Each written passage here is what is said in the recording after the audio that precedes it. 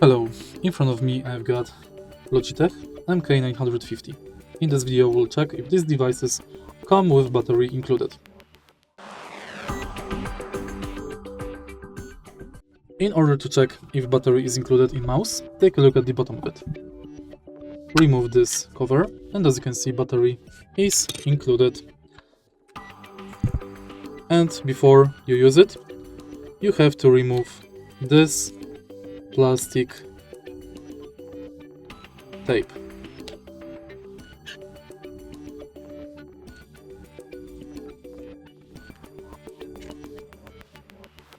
Now take a look at the keyboard.